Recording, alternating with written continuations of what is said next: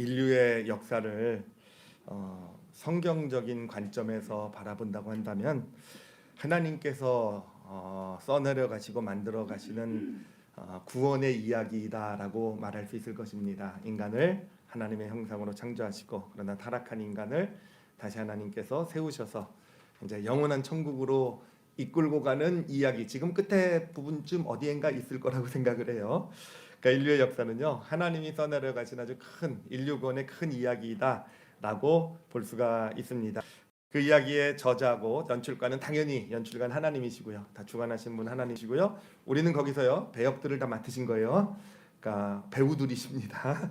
예, 다 배우들이시고 이렇게 이야기가 지금도 진행이 되어져 가고 있는데, 여러분 이 하나님께서 지금 쓰고 계시는 이 큰 이 구원의 이 인류 역사의 이야기에는요 아주 독특한 특징이 하나가 있습니다. 독특한 특징. 물론 뭐 하나님 쓰신 이야기 여러 가지 특징들이 있겠지만 그 중에서도 어떻게 보면 가장 좀 큰 특징이 아닐까라는 생각이 드는 그런 특징인데요. 무슨 특징이냐면은 여러분 영화 같은 거 보실 때 카메오라는 그런 거 혹시 들어보셨습니까? 예, 카메오가 뭔지 아시죠, 그렇죠? 뭐 드라마 같은 데서도 그 드라마에 출연하지 않는 뭐 어떤 유명한 배우라든지 유명한 사람이 잠깐 얼굴을 비추는 게 카메오죠, 그렇죠? 예, 근데 보면 영화 같은데 보면은요, 그 가끔요 감독이 자신이 카메오로 나오는 때가 있더라고요.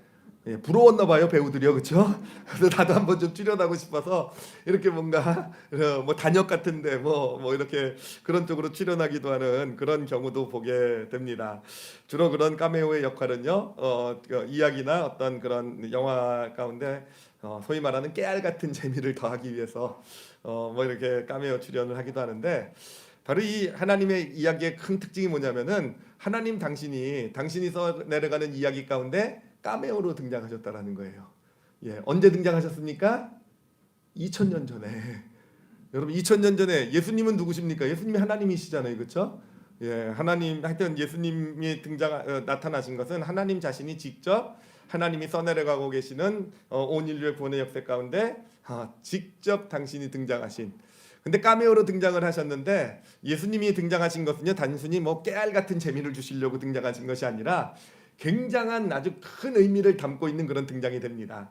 그래서 오늘은 왜 예수님께서 이 이야기 가운데 직접 등장 인물이 되셨을까? 그 이유가 무엇일까를 같이 함께 나눠 보도록 하겠습니다. 자, 그 예수님께서 왜 직접 이 등장 인물이 되셨을까요? 이 하나님이 이루어가시는 이 구원의 이야기 가운데 왜 등장 인물이 되셨을까? 그 첫 번째 이유는요, 사실은 우리가 뭐 쉽게 알 수 있는 이유가 있어요. 왜 예수님께서 2000년 전에 직접 하나님이신 예수님이 육신을 입고 이 땅에 오셔서 십자가를 지시고 그리고 다시 부활하시는 그런 왜 직접 등장하셨습니까? 예, 만약에 예수님이 등장 안 하셨으면 어떻게 되셨을까를 생각해 보면 답은 쉽게 나오죠, 그렇죠? 예수님이 등장 안 하셨으면요 하나님의 구원의 이야기는요 끝없는 저주의 이야기가 될 거예요, 그렇죠? 인간이 한번 망가지기 시작해가지고 끝없이 결국은 어떤 영원한 저주를 향해 나가는 구원의 이야기가 아니라 저주의 얘기가 될 텐데, 이 이야기를 구원의 이야기로 만드신 분이 바로 예수님이시죠, 그렇죠? 우리 성도들 왜 이렇게 믿음이 없으세요? 예, 하나님 대답 크게 해드리면 하나님 기뻐하실 것 같은데 저도 기뻐. 하나님 더 막 어찌됐든 하여튼 예수님은요 하나님이 직접 당신의 이야기 가운데 등장하신 이유는요 깨알 같은 재미가 아니라 진짜 이 이야기의 가장 중요한 부분을 완성시키기 위해서, 그렇죠? 이 저주를 향해 가던 어떤 인류의 어떤 이야기를요 영원한 천국을 향해 가는 이야기로 만드는 바로 그 터닝 포인트를 만들어내기 위해서 그 역할을 직접 누가 담당하셨는가? 다른 사람은 담당할 수가 없었죠. 우리 인간은 담당할 수 없었기에 하나님이신 예수님께서 직접 이 땅에 오셔서 그 일을 십자가에서 담당하시고 하늘로 올라가신 것, 바로 예수님께서 이 이야기 가운데 등장인물이 되신 어떤 그런 아주 큰 이유라고 볼 수가 있을 것입니다. 그런데 이 이유 하나뿐만 아니라 사실은 이유가 더 있어요. 예수님께서 직접 이야기 가운데 등장하신 또 하나의 이유.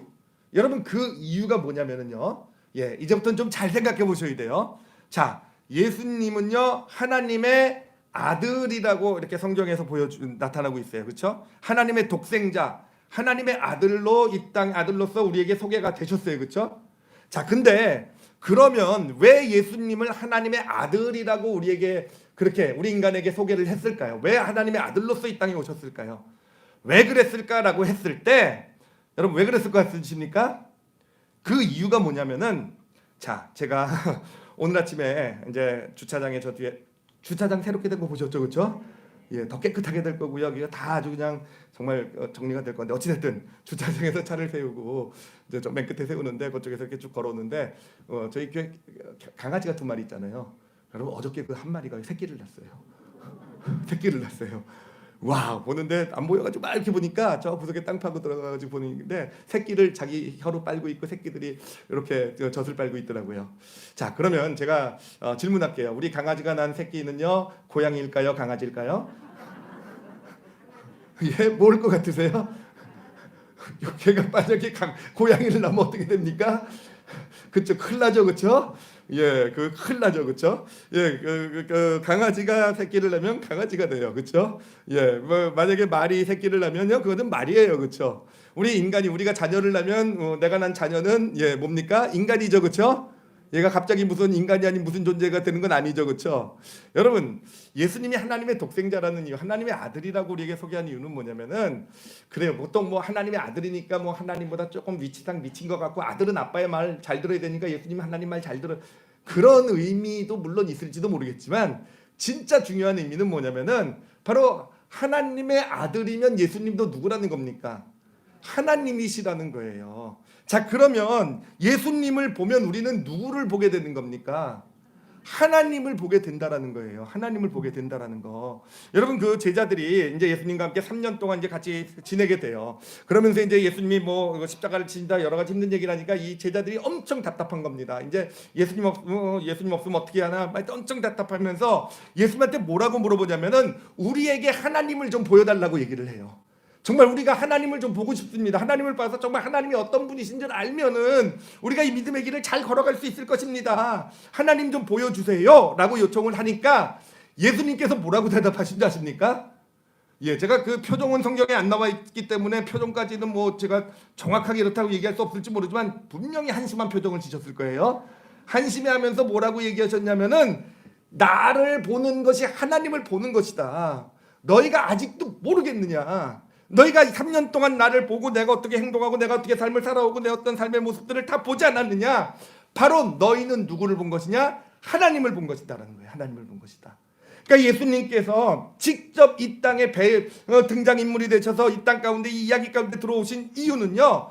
우리에게 하나님을 보여주시려고 오신 것입니다. 그래 하나님이 어떤 분인지 알라고 우리에게 직접 보여주신 거예요. 물론 하나님께서는 당신을 구약 성경을 통해서도 나타내 보여주셨죠, 그렇죠?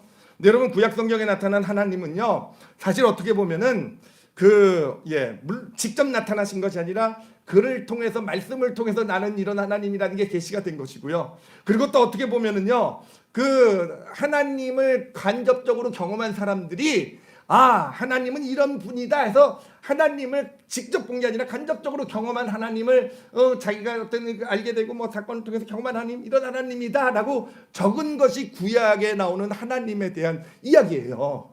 자 이거는 어떤 거랑 비슷하냐면요. 여러분 그 코끼리와 장님의 비유 혹시 아십니까? 큰 코끼리가 한 마리 있어요. 근데 장님들은 코끼리가 어떻게 생겼는지 모르잖아요, 그렇죠? 그러니까 장님이 한 10사람이 가가지고 이제 코끼리를 만지면서 코끼리가 어떤 건지 알아보려고 합니다. 어떤 사람은 코만 만져요. 그러면서 코만 만지면 코끼리가 어떻게 생긴 것 같습니까? 코끼리는 호수처럼 생겼구나. 그 앞에서 물도 뿜어져 나오고, 야 잘도 꼬부라져가지고 물건도 잘 짓고. 그리고 어떤 사람은 그 코끼리의 그 거대한 다리만 만집니다. 그럼 코끼리는 뭐라고 생각하겠습니까? 코끼리는 기둥과 같은 존재구나. 어떤 사람은 코끼리 배만 만져요. 어떤 사람은 코끼리 꼬리만 만진단 말이에요. 그리고 나서 적는 거란 말이에요. 코끼리는 이렇다 저렇다 라고 적는단 말이에요. 그럼 여러분 어떻습니까? 그들이 적은 코끼리는요, 코끼리의 모습인 거 맞아요? 틀려요? 맞지요, 그쵸? 그렇지만 그거 가지고 그것과 전체가 코끼리다라고 말할 수는 없잖아요, 그쵸? 그러니까 사람마다 다 다를 수 있는 거잖아. 코끼리는 다리만 만져본 사람은 코끼리는 기둥처럼 생겼어. 코만 만져본 사람은 아니야. 코끼리는 유연하고 호수처럼 꼬부라지기도 잘해. 꼬리만 만져본 사람은 코끼리는 마치 그 파리채 같더라. 야 그냥 벌레 날라오면 그냥 잘 쫓아버리는 파리채 같더라. 맞는 얘기지만 또 사실은 진짜 코끼리를 묘사하고 있는 건 아니잖아요. 여러분, 마치 구약은 그것과 비슷하다라는 거예요. 각자 장님이 코끼리를 만져보고 하나님에 대해서 이게 부분적으로 맞는 얘기지만 하나님의 온전한 모습을 이야기하고 있지 못하다라는 겁니다. 자, 그런데 예수님께서 나타나신 거예요. 예수님께서 마치 코끼리가 이제 장님이 눈을 뜨고 그 앞에 코끼리가 딱 나타난 것처럼, 내가 코끼리다라고 나타난 것처럼 바로 하나님이 다라고 나타난 겁니다. 여러분, 그러니까 사실 생각해 보세요. 그 당시 그 예수님 당시 사람들도 좀 불쌍해요. 기껏해야 코끼리 코를 가지고 그게 하나님인 줄 알았던 사람들이, 다리만 만져보고 이게 하나님이다라고 굳게 믿고 있었던 사람들이 코끼리 전체를 딱 봤단 말이에요. 그럼 어떻게 하겠습니까? 혼란스럽겠죠, 그렇죠? 그리고 나서 분명히 그럴 거예요. 야, 내가 만져본 코하고는, 내가 알고 있었던 코하고는 너무 다르니까 넌 코끼리가 아니야. 여러분, 종교 지도자들이 그런 거예요. 내가 본 다리하고는 너무, 나는 기둥인 줄 알았더니 이건 코끼리가 아니야. 여러분, 예수님을 보면서 그 당시 종교 지도자들이라든지 뭐 바리새인들, 서기관들, 뭐 이런 사람들, 사두개인들, 이런 사람들이요, 정말 갈등하고 결국은 예수님이 하나님이실 리가 없어라고 얘기한 것은요, 마치 그런 장님이 코끼리 만져본 것과 비슷한, 그리고 그것이 다인 것처럼 생각했던, 그러기 때문에 그렇게 거부했던 거예요. 근데 예수님께서는 딱 나타내 보여주신 겁니다. 하나님이란 존재가 바로 하나님은 이런 존재다. 그러니까 여러분, 우리가 예수님을 알아야 돼요. 예수님을 알아야 예수님에서 우리는 코끼리 전체를 보고 알듯이 하나님이란 분은 이런 존재구나라고 볼 수가 있는 거예요. 그리고 그 시야를 가지고 구약 성경에 들어가서 코끼리 코를 만진 걸 보면 이건 하나님 코끼리의 코를 얘기하고 있구나. 또 어떤 이야기를 보면서 이건 코끼리의 꼬리를, 이건 다리를 얘기하고 있구나. 이렇게 이해할 수 있는 것입니다. 그래서 우리는요, 예수님께서 이 땅에 나타나신 이유는요, 바로 하나님이 어떤 분이신가를 우리에게 알려주시기 위해서라는 거예요. 그런데 우리가 왜 하나님이 어떤 분이신 줄 알아야 되겠습니까? 하나님이 우리의 이야기를 써내려가고 계시잖아요, 그렇죠? 하나님이 우리의 이야기를 지금 써내려가고 연출도 하고 계시고, 나는 그 대본을 받아가지고 하나님과 같이 이야기를 써내려가는데, 여러분, 우리의 삶의 이야기를 써내려가시고 모든 것을 주관하시는 하나님이 어떤 분이신지 우리가 알아야, 그래야 우리도 우리 삶에서 하나님과 함께 더불어서 하나님과 잘 호흡을 맞춰가면서 우리 삶의 이야기를 아름답게 써내려갈 수 있지 않겠습니까? 그렇기 때문에 우리는 예수님을 봐야 되는 거예요. 예수님을 보고 예수님이 어떤 분이신지, 하나님이 어떤 분이신지를 알아갈 수 있을 때, 우리는 그 하나님을 알아가면서 우리 삶의 이야기를 써내려가시는 하나님과 함께 하나님이 마음껏 쓰시도록, 하나님이 이렇게 쓰시겠구나. 우리는 그 성경에 나오는 어떤 예수님의 모습을 통해서 하나님을 알고 하나님이 어떻게 쓰실지를 신뢰하면서 하나님과 함께 이야기를 써내려가는 그런 믿음의 길을 걸어갈 수 있게 되는 것입니다. 네, 여러분, 이 예수님을 통해서 보여주신 하나님의 모습은요, 근데 우리가 생각하고는 사실 많이 달라요. 아까도 말씀드렸지만 이 종교 지도자들이나 이 사람들이요, 헷갈릴 수밖에 없었던, 정말 하나님이 아들로서 딱 등장했는데 이게 정말 너무 이상한 거예요. 내가 알고 있었던, 내가 생각하고 있었던, 코만 알고 있었던 내가 도저히 이해할 수 없는 모습으로 예수님이 딱 등장하신 것입니다. 자, 예를 들면 이제 예수님께서 이제 딱 본인 나타나신 사건들 몇 가지만 예를 들어보면요, 그 나병 환자를 만난 사건 있잖아요, 그렇죠? 여러분, 나병 환자, 나병이라는 게 전염병이죠. 아주 심한 전염병이죠, 그렇죠? 그리고 율법에는요, 나병이 걸리면 부정하다라고 얘기해요. 깨끗이 못하다, 더럽다는 뜻이에요. 그리고 나병이 걸리면 부정하면 하나님 앞에 서질 못해요. 그리고 율법에 뭐라고 돼 있냐면은 그 부정한 자를 만지는 사람도 건드리는 사람도 같이 부정해져요. 그렇기 때문에 그 사람도 부정한 자를 만지면 일주일 동안 격리를 해야 돼요. 병이 걸렸는지 안 걸렸는지 확인해야 돼요. 그 전까지는 이 사람도 부정해져요. 그리고 만약에 안 걸렸으면 해제가 다시 정결해질 수 있지만, 만약에 걸렸으면 평생을 이제 부정한 사람으로 살아가야 되는 거예요. 그게 율법입니다. 자, 그래요. 그 율법, 하나님의 어떤 말씀, 어떤 코끼리 어떤 코 부분이라고 생각을 하세요. 그러면은 그것만 알고 있었어요, 사람들. 그래서 사람들은요, 이 나병 환자만 보면 다 도망갔어요. 도망가고 피하고, 나 접촉하면 안 되고, 그러니까 마을에서도 쫓겨나고, 가족들도 외면하고, 그렇게 같이 살 수 없으니까 그런 사람이었단 말이에요. 근데 그 하나님의 말씀, 하나님의, 예를 들면 코끼리의 코를 잘 알고 계셨던 예수님이 나병 환자를 만나자 어떻게 하십니까? 부정하니까, 율법에 부정하다고 했으니까 피하셨습니까? 아니, 안 피하세요. 나병 환자에게 다가가세요. 그리고는 그 몸을 아예 만져주시는 거예요. 만져주셔서 같이 부정해지셨어요. 그게 예수님이 한 일이에요. 그게 하나님은 이런 분이다라고 예수님이 나타내 보여주신 겁니다. 그러니 코끼리 코만 알고 있었던 이 유대인들이 볼 때 정말 놀라지 않았겠습니까? 그런데 왜 만져주셨을까요? 왜 예수님께서 나병 환자의 몸을 만져주셨는가? 왜 그렇겠습니까? 그 사람의 아픔을 같이 나눈 거잖아요.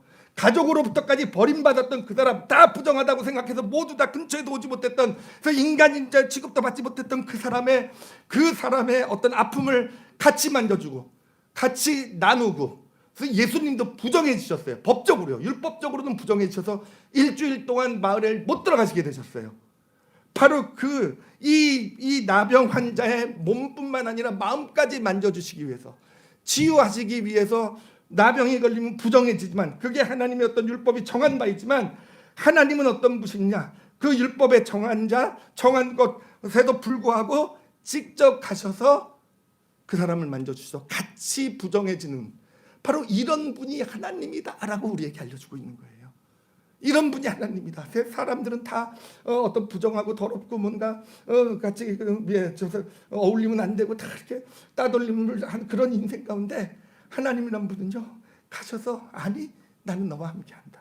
너의 어떤 사람들에게 욕먹고 부정하다고 어떤 핍박받는 그 부분, 나도 너의 아픔을 안다. 이게 하나님이다라고 예수님께서 보여주시는 겁니다. 예를 들면 음행의 현장에서 잡힌 여인이 있어요. 음행의 현장에서 잡히면은 이제 몸을 팔던 여인이죠. 잡히면은 이거는 뭐 심각한 죄죠. 사회 어떤 근간을 깨는 심각한 죄. 그래서 율법에도 돌로 쳐 죽이라고 돼 있습니다. 돌로 쳐 죽여라. 그래서 그 마을에 같이 살던 사람들, 그 여인을 잘 알던 사람들도, 또 그 마을의 종교 지도자들도 다 돌로 쳐 죽이려고 그랬어요. 근데 예수님께서 어떻게 하셨습니까? 그래요, 율법이요. 이건 마치 코끼리의 꼬리예요, 그렇죠? 꼬리. 갑자기 코끼리가 마음에 들기 시작했어요. 비유가 잘 돼가지고 생각지도 못한 비유였는데, 그렇단 말이에요. 그 음행을 저지른 자는 돌로 쳐 죽여라. 근데 예수님은 어떻게 하십니까? 예수님은 어떻게 하세요? 하나님 코끼리의 전체 모습이 어떤지를 보여주시는 거예요. 그런 거 물론 그래요. 하나님의 법에 따르면 그렇게 돼 있지만 예수님은 그 법을 무시하지 않으셨어요. 이 여인에게 죄 없다라고 얘기하지 않으셨어요. 그 대신 예수님은 어떻게 하셨습니까? 이 여인의 돌 맞아야 되는 그 자리에 같이 서주신 분이 바로 예수님이에요. 같이 서서 돌 던져라. 너희 중에 죄 없는 자가 있으면은 그래, 우리에게 돌을 던져라. 여러분, 우리가 믿는 하나님은 그런 하나님이에요. 우리가 믿는 하나님은요, 그래요. 음행의 현장에서 잡혔다고 우리에게 죄 없어, 너 그냥 봐줄게, 용서해줄게, 내가 원래 그렇게 착해, 그런 하나님도 아니시고요. 그렇다고 돌 던지는 하나님도 아니시고요. 돌 던져 죽을 죄라는 건 너무도 잘 알고 계시지만 그 돌 맞는 어떤 그 죄값을 같이 그 자리에 서서 같이 담당해 주시기를 원하시는 분, 그분이 우리가 믿는 하나님이신 줄 믿습니다. 그래요. 소경의 이야기 잘 아시죠? 소경으로 태어났어요. 사람들은 다 그것을 보고 소경으로 태어난 것이 자기 죄 때문인지 부모의 죄 때문인지 따졌어요. 왜냐하면 성경이 그렇게 얘기하고 있으니까. 성경에 보면 어떤 불행과 저주가 있을 땐 죄 때문이라고 얘기하고 있어요. 또는 부모의 죄, 3, 4대, 자녀손 3, 4대에게 그 아비의 죄가 자손들에게 미친다고 성경은 얘기하고 있어요. 자, 그러니 그 주변에 있었던 가족이라든지 사람들이 그 불행을 보면서 누구 죄 때문이나 따지는 거 어떻게 보면 당연해요. 아마 그럴 거예요. 그렇게 왜 그런 거 따지니 그랬더니 하나님 말씀이야. 하나님 말씀에 보니까 그래, 죄를 지면 저렇게 불행이 온다는 거야. 그러니까 뭐 하나님 말씀을 가지고 얘기하는데 뭐가 잘못이야? 이게 사람들의 어떤 자세였다라는 거예요. 그래요. 그런데 예수님이 나타나신 겁니다. 하나님이신 예수님이 나타나신 거예요. 다 누구 죄 때문이야 따지고 있는 그 자리에 나타나셔서 예수님은 어떻게 하십니까? 하나님이신 예수님은요, 죄 때문이 아니라 하나님의 하실 일을 나타내고자 합니다. 왜 그랬습니까? 그 사람의 마음을 알아준 거예요. 그 소경 어렸을 때부터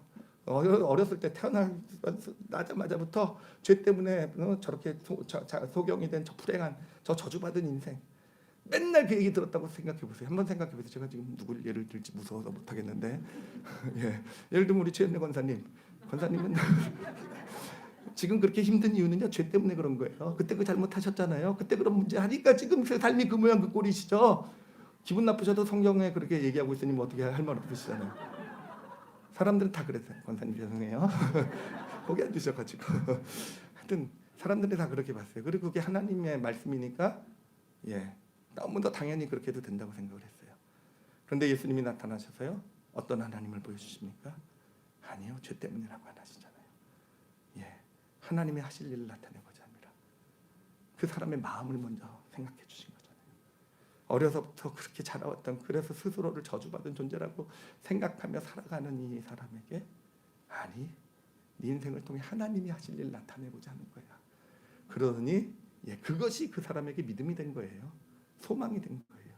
그러더니 진짜 그의 인생을 통해서 하나님이 하실 일을 나타나기 시작하게 되는, 그 길에 예수님이 동행하시게 되는, 여러분 그런 그런, 이게 하나님이에요. 여러분, 우리는 사실 정말 하나님에 대한 고정관념, 선입견 같은 고정관념을 참 많이 가지고 있는 것 같아요. 우리도 장님 코끼리 만지는 것과 비슷한 것 같아요. 그렇죠? 그래서 하나님이 어떤 분이시냐 그러면 그냥 우리가 가지고 있는 어떤 지식적인 거, 성경에서 좀 읽고 뭐 아니면 설교에서 듣고 한 걸 가지고 하나님 이런 분이다라고 우리는 생각하고 있을지 모르지만, 여러분, 우리는 예수님을 통해서 하나님을 진짜 알아야 돼요. 그리고 제가 여러분에게 정말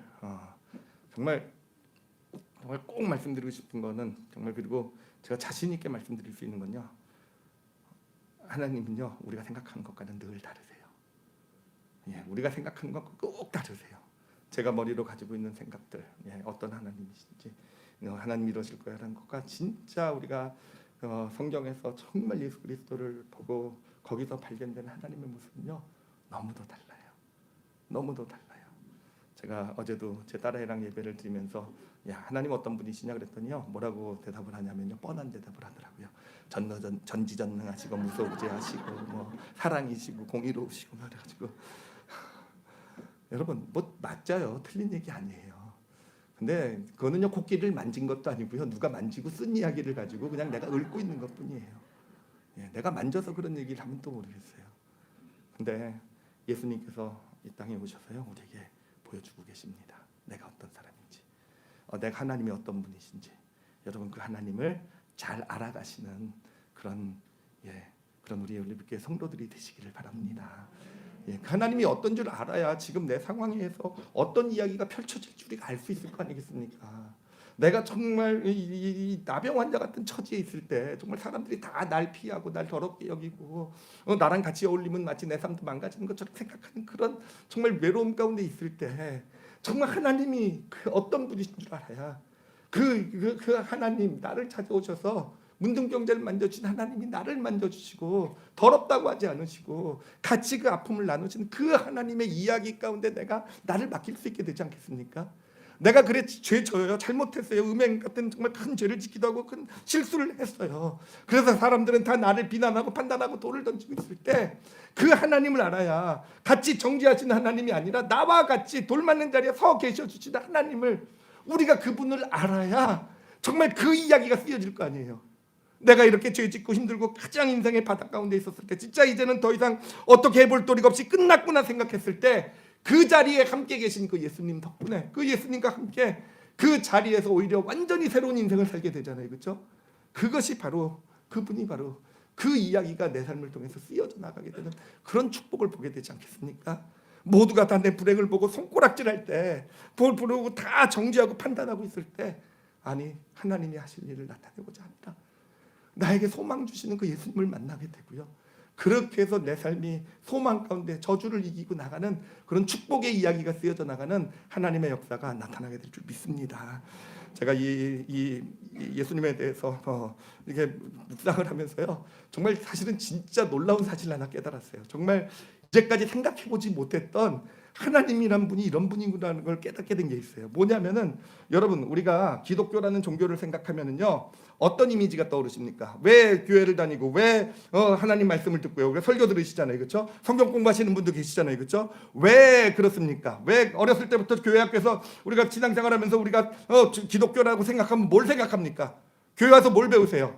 우리는 옳고 그름을 배운다고 생각을 해요, 그렇죠? 하나님이 옳다고 하는 것이 이것이고 틀리다고 하는 것이 이것이구나. 그래서 우리는 기독교를 믿는 믿음을요, 어떻게 보면 옳고 그름을 알아가는 그것이 중심이 되는 어떤 그런 믿음이라고 생각을 해요.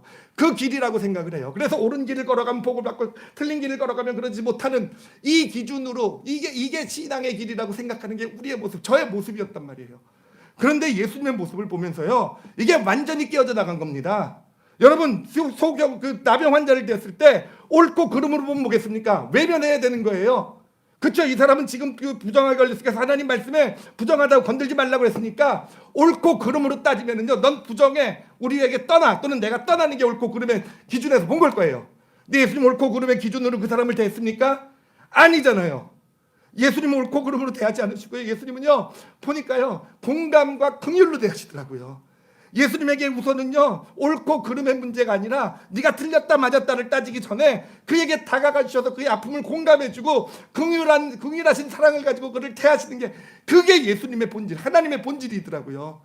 음행의 현장에서 잡힌 여인을 보고 옳고 그름을 따지기 전에 너 죄 졌으니까 돌 던져, 돌 맞아 죽어야 돼, 모든 종교 지도자들 주변 사람 다 그럴 때 하나님만은 옳고 그름을 안 따지셨어요. 하나님만은 옳고 그름 안 따지시고요, 오히려 다가가셔서 그 여인의 그 좌절된 그 마음 가운데 같은 편이 되어주시고요.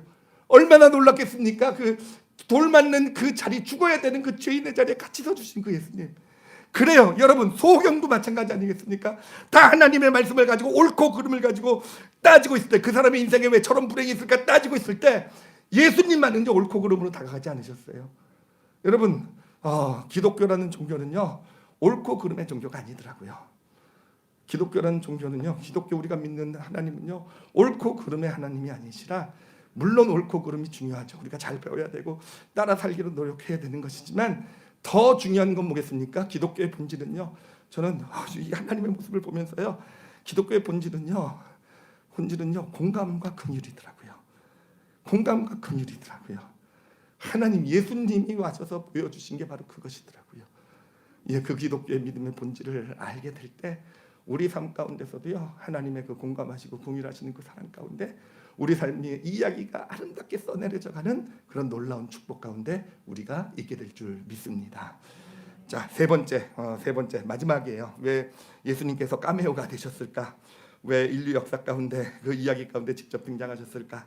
세 번째 이유가 있습니다. 왜냐면요, 왜 등장을 하셨냐면은 하여튼 자꾸 제 경험 얘기를 하는데, 제가 그 요즘 이야기에 대한 말씀을 전하면서 이제 제 삶의 이야기를 쭉 점검을 해봐요. 이제 내 삶의 이야기가 어땠을까 이야기로 이제 보게 되죠. 근데 이야기로 이렇게 쭉 진행되는 상황을 보면서 발견하게 되는 게 뭐냐면은요, 저는요 정말 믿음이 필요 없을 땐 진짜 믿음이 좋아요. 진짜예요. 여러분, 진짜요. 저에게 삶이 되게 편안하고요, 아무 일도 없고 그냥 모든 게 다 잘 되고 교회도 뭐 문제 하나 없을 때 여러분 제 믿음 하늘 찌릅니다. 저 쿡 찔러 보세요. 그냥 믿음의 말이 탁 나오고 그냥 옳은 얘기만 딱 하고 그냥 우리 성도들 문제 있으면 제가 옳은 얘기로 쫙 다 해줄 수 있어요. 정말 믿음으로 막 그냥 다 용서하고 다 받아주고 다 해줄 수 있어요. 근데 이 얘기는 뭐냐면은 믿음이 정말 그러니까 필요 없을 때는 믿음이 정말 좋은데요, 이 얘기는 뒤집어서 얘기하면요, 정말 믿음이 필요할 때는요 정말 믿음 없는 존재가 저더라고요. 정말 믿음이 필요할 때 언제겠습니까? 삶이 어려울 때, 삶의 고난이나 다툼이나 갈등이 있을 때. 특히 제가 믿음이 완전히 사라질 때는 언제냐고 하더니요, 제가 삐질 때더라고요. 저는 자존심이 상하면 삐져요. 누군가 저를 무시하면 삐져요. 뒤에서 누군가 내 얘기를 그렇게 내 앞에서는 좋은 얘기하다 뒤에서 막 이런 얘기 들으면요, 그때는 믿음이고 뭐가 없어요. 믿음이 어디 있습니까? 그렇죠? 이놈의 교회 내가 때려쳐야지 뭐. 내가 이놈의 와이프는 아니고. 특히 부부 싸움할 때 믿음이 없거든요. 아무것도 아닌 거 가지고요 정말 믿음 없이 해서 사실은 아무것도 아닌 일을 크게 키우기도 하고요. 물론 큰 잘못도 많이 하지만, 냉장고 열어놓고 뭐 이런 것도 많이 하지만, 아니 진짜요, 여러분, 이게 저만의 이야기겠습니까? 우리의 이야기예요. 우리는요 믿음이 필요 없을 때는요 정말 믿음이 좋아요. 교회에서 믿음 좋아요. 근데 진짜 믿음이 필요한 순간에는요 정말 믿음 없는 존재가 우리예요. 여러분, 이 문제가 우리만의 문제가 아니었어요. 바로 하나님이 보신 구약 성경에 나오는 구약 이스라엘 백성들의 문제였어요. 그들도요 믿음 되게 좋아요. 그들도 평소에 보면은요 성경에서 막 죄악이 가득한 시대다 뭐 이렇게 얘기하고 있어도요 하나님께 예배도 잘 드리고 막 제사 드리고 헌금도 많이 하고 정말 볼 때는 믿음이 되게 좋은 어떤 그런 모습들이었어요. 근데 이들의 문제는 뭐냐면 정말 믿음이 필요한 순간에 믿음이 없더라고요. 정말 예를 들면은 이스라엘에 저기 아수르라는 저 왜군이 쳐들어오면요 정말 믿음이 필요할 때잖아요. 그때는요 애굽으로 쪼로록 달려가요. 하나님이 하지 말라는. 정말이요. 이게 이스라엘 백성 구약의 역사의 모습을 보면은 바로 그 얘기예요. 믿음이 정말 좋아야 돼. 믿음이 필요 없을 때 믿음이 좋은 것처럼 보이지만 정말 믿음이 필요할 때 믿음이 없었던, 그래서 결국은 무너져간 이야기가 구약의 이야기입니다. 근데 그것에 대한 하나님께서 해결책을 주신 말씀이 오늘 본문 말씀이에요. 우리 본문 말씀 같이 다시 한번 읽어보도록 할게요. 본문 말씀 중에서 그 예레미야서 31장 33절 34절 두 절만 같이 읽어보도록 하겠습니다. 읽겠습니다. 시작. 그러나 그날 후에 내가 이스라엘 집과 맺을 언약은 이러하니 곧 내가 나의 법을 그들의 속에 두며 그들의 마음에 기록하여 나는 그들의 하나님이 되고 그들은 내 백성이 될 것이라. 여호와의 말씀이니라. 그들이 다시는 각기 이웃과 형제를 가르쳐 이르기를 너는 여호와를 알라 하지 아니하리니 이는 작은 자로부터 큰 자까지 다 나를 알기 때문이라. 내가 그들의 악행을 사하고 다시는 그 죄를 기억하지 아니하리라. 여호와의 말씀이니라. 이 하나님이 보시는 이스라엘 백성들의 그 문제는 뭐냐? 진짜 믿음이 필요할 때 믿음이 없었던 가장 근본적인 이유는요, 하나님의 말씀이 바깥에 있었기 때문이라는 거예요. 그래요. 그들에게는 성경이 있었어요. 그들에게도 두루마리로 쓰여진 어떤 그런 하나님의 선지자들의 예언들을 기록한 글들이 있었고, 그들에게도 율법이 있었단 말이에요. 근데 하나님 보시니까 그게 왜 믿음이 안 되느냐? 평소에는 그 바깥에 있었던 말씀대로 살아가는 믿음이 되는데 진짜 중요한 순간에는 그 바깥에 있는 말씀 믿음이 안 되더라고요. 그래서 하나님께서 새 약속을, 새 언약을 주시겠다고 하시고, 새 언약은 어떤 언약이라고 하십니까? 하나님의 말씀을 어디다 두시겠다고요? 우리 마음속에 두시겠다라는 거예요. 바깥이 아니라 우리 마음속에 두어서 그 마음속에 두어 있음으로써 진짜 믿음이 필요한 순간에 내 생각은 밖의 환경을 바라보면서 내 믿음은 흔들리고 나는 믿음 없는 모습이 되어간다 할지라도 내 안에서 바로 하나님의 주신 그 마음에 두신 말씀이 역사해서 그것이 나를 믿음으로 세우는 그런 놀라운 축복으로 이끌어 갈 것이다 라는 게 하나님의 약속이셨다는 겁니다. 그리고 바로 우리 마음 가운데 두신 하나님의 말씀이 바로 어떤 것이겠습니까? 누구겠습니까? 바로 예수님이라는 거예요. 예수님께서 이 땅에 눈에 보이시는 하나님으로 오신 이유가 뭐냐면은 바로 말씀이 육신이 되어 오신 분이 하나님이시라고 되어 있잖아요. 그렇죠? 그 이유가 뭐냐면은 우리에게 하나님이 어떤 분이신지, 하나님의 말씀이 어떠한 것인지를 그 삶을 통해서, 그 예수님의 모습을 통해서 우리에게 보여주신 겁니다. 그리고 그 예수님을 우리가 어떻게 합니까? 우리 마음속에 담게 되면은요, 마음속에 담게 되면, 그 예수님 우리 마음속에 담기면, 그래 우린 기억하지 못할지도 몰라요. 무의식 세계에 예수님은 들어가 계실 겁니다. 그렇지만 그 예수님을 마음에 담게 되면 어느 순간에가 진짜 믿음이 필요할 때 그 내 마음속에 계신 예수님이 나를 통해 나타나셔서 나로 믿음의 사람으로 하나님이 원하시는 삶의 모습을 살아가도록 그렇게 나를 이끌어 가시는 분, 그분이 바로 예수님이시라는 거예요. 여러분, 기독교의 진짜 놀라운 진짜 능력은 뭔지 아십니까? 진짜 신비는 뭐냐면, 뭐 능력 있는 목사님이 이적을 행하시고 막 병고치, 이게 기독교의 능력이 아니에요. 진짜 기독교의 가장 큰 능력은 저는요, 그 하나님이신 예수님께서 우리 안에 계신 것인 줄 믿습니다. 그래요. 그래서 우리가 정말 그 예수님을 보면서 그 예수님을 우리 마음 가운데 담아야 돼요.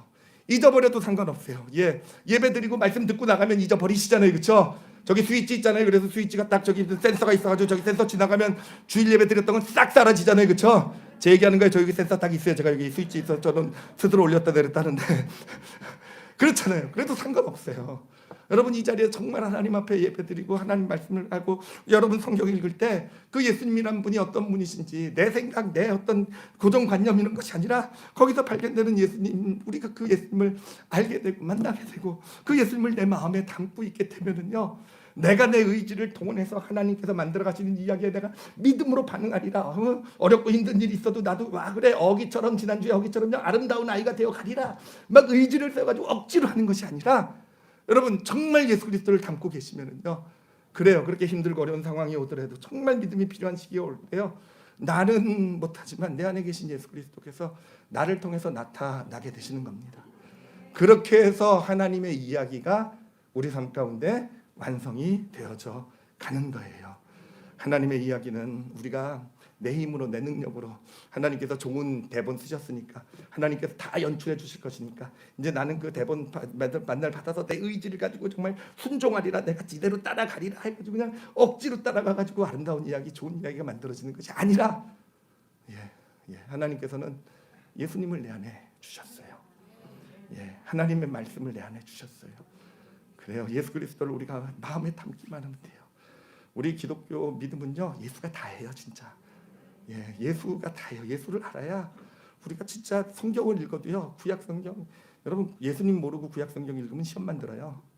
예, 이상한 하나님이에요. 코끼리 코만 보고 저게 코끼리구나, 다리만 보고 야 저거 다리에 깔려 죽겠다, 뭐 이렇게 되는 게 우리의 모습이에요.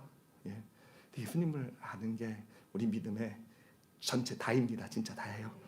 예, 다른 뭐 여러 가지 이야기하지만 사실은요, 진짜 예수님은 여러분 알기를 원하시고 예수님 알 때 그 마음에 담아가시고 이런 길을 걸어가시면, 예, 내가 하는 것이 아니라 어느새 내 안에서 누가 나에게 지적하지, 오늘 말씀이 그렇잖아요. 서로 뭐 예수님을 알라, 뭐 하나님을 알라, 말씀을 알라 하지 않아도요, 내 안에서 자연적으로 하나님의 말씀을 알게 되고요, 어떻게 살아야 되는지 알게 되고, 그 살아야 되는 그 모습이 자연스럽게 나타나게 되는, 바로 예수님께서 나를 통해 나타나시는 거예요. 예, 그렇게 우리 삶의 아름다운 이야기가 쓰여져가는 그런 축복의 길을 걸어가게 되는 것입니다. 여러분, 예, 우리 그 예수님께서는요 2000년 전에 까메오로 이 땅에 오셨어요, 그렇죠? 예, 근데 한 번만 출연하시고 그만하실 줄 알았더니요, 지금도 또 까메오로 오시길 원하고 계세요. 근데 어떻게 오십니까 이번엔요? 우리 각자를 통해서, 예, 까메오로 나타나길 원하세요. 우리 삶에 우리가 살아가지만 때로는, 예, 특히 힘들고 어렵고 갈등 있을 때 우리가 예수님, 예, 마음에 담고 있으면요, 예, 예수님이 나를 통해 까메오로 나타나세요. 그래서 내 주변 사람들이요 나를 보고 이상한데 제 준환이 아닌데 뭐 이런 식으로요, 제 친구들이 그래요. 이렇게 예수님이 나타나시면서 까메오로 등장하시면서 그렇게 내 삶의 이야기를 써나가시는 그 길이 바로 믿음의 길이 되는 것입니다. 여러분, 우리 올리브교회 성도들은 예수님 잘 믿으세요. 예, 정말 예수님 알아가는 데 집중하시고, 예, 다른 많은 신앙의 요소 있지만 가장 중요한 건 예수님이 어떤 분이신지를 잘 알아가시고, 늘 예수님은요 특징이요 새로우세요. 늘, 예, 내가 아는 모습이 아니라는 거예요. 늘 놀라게 하세요.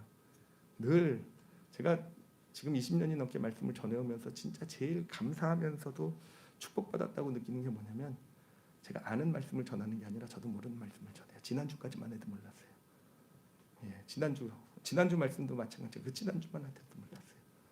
근데 그 일주일 동안 또 말씀을 전하면서 하나님 이런 분이시구나, 하나님 이런 분이시구나, 예수님은 그렇게 알게 되더라고요. 예, 그렇게 예수님을 알아가시고 그 예수님이 삶에서 나타나시고, 그렇게 해서 정말 아름다운 이야기가 써내려져 가시는 그런 저와 여러분의 삶이 되시기를 예수님의 이름으로 축원합니다. 예, 기도하시겠습니다. 예, 시간 기도하실 때요, 예수님은 어떤 분이실까 한번 생각해 보세요. 이거는 물론 지금 이 자리에서만 생각해야 될 문제는 아니에요. 특히 어려운 문제나 힘든 문제나 갈등이나 해결해야 될 것들 있을 때 한번 그 질문을 자신에게 한번 던져보세요. 예수님은 어떤 분이실까라는 거예요. 그래요. 참 신기해요. 그 질문 하나가요, 우리 마음을 정말 평안하게 해줘요. 정말로요. 한번 경험해 보세요. 가장 마음이 힘들고 막 갈등될 때도 예수님은 어떤 분이실까? 내 주님이신 하나님이신 예수님은 어떤 분이실까? 라는 거. 예. 그래요. 이 시간 기도하실 때 예수님 더 알기 원하는 그런 소원 고백드렸으면 좋겠어요. 진짜 믿음의 축복을 알길 원한다고 한다면 단순히 기독교에서 말하는 옳고 그름만을 알아가는 것으로는 정말 기독교의 참된 축복과 능력, 신비를 경험할 수 없어요. 정말 내가 믿는 믿음이라는 게 이런 것이구나, 축복이 진짜 이런 것이구나요, 예수님에게 있어요. 예, 예수님을 내가 더 알게 해주십시오라고, 예, 그렇게 예수님을 더 알아가는 그런 소원 들으셨으면 좋겠고요. 그리고 무엇보다도 예수님의 모습이 나를 통해 좀 나타날 수 있었으면 좋겠어요. 진짜 예수님의 모습이. 우리는 어쩌면 종교 지도자들처럼 옳고 그름으로 모든 걸 바라봤는지 몰라요. 믿음의 길을 걸어간다고 하면서도 내 자신을 바라보며 그것 때문에 좌절하고, 누군가를 바라보며 그걸로 정죄하고 판단하고. 근데요,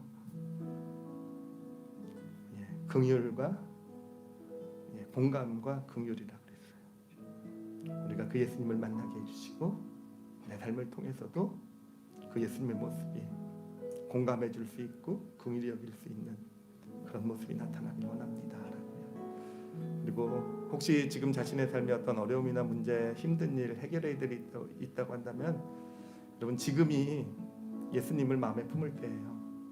그래서 내 힘으로는 난 어떻게 해야 될지 잘 모르겠지만 예수님 저를 통해 나타나 주세요라고 고백하세요. 예수님 당신 저 안에 계십니다. 저를 통해 당신의 그 모습이 그래서 여러분 소경 그 나병 환자가 경험했던 그 은혜가 나에게 나타날 것이고요. 그래요. 그 음행의 현장에 잡힌 여인이 경험했던 그런 놀라운 정말 소경이 경험했던 그 소망이요.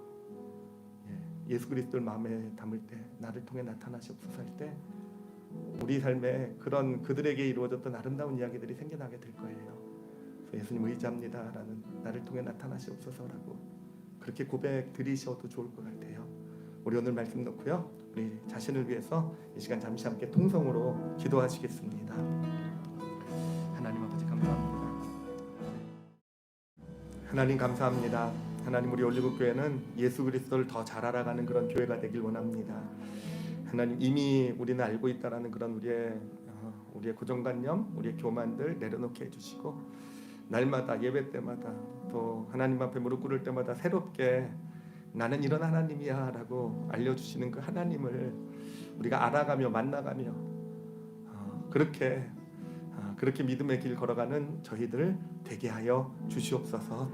하나님 그리고 특별히 간과하옵기는 하나님 나병 환자에게 찾아가시고 하나님 우리 음행한 여인에게 찾아가시고 소경에게 찾아가셨던 예수님 이 시간 혹시 그런 아픔과 고통 가운데 있는 성도들이 있거든 찾아가 주셔서 하나님 그들의 이야기에 멋진 반전을 만들어 주십시오. 하나님 멋진 반전 만들어 주셔서 새로운 소망의 이야기가 쓰여지고 새롭게 회복되는 이야기가 쓰여지고 죄로부터 극복이 돼서 우리 음행의 현장에 잡힌 여인이 그랬던 것처럼 이전에는 알면서도 극복하지 못했던 죄가 이제는 예수님 안에서 멋지게 극복되어져가는 하나님의 놀라운 축복 능력을 보게 하여 주시옵소서. 하나님 우리에게는 예수님이 다임을 고백합니다. 아버지께 감사드리며 예수님 이름으로 기도드렸사옵나이다.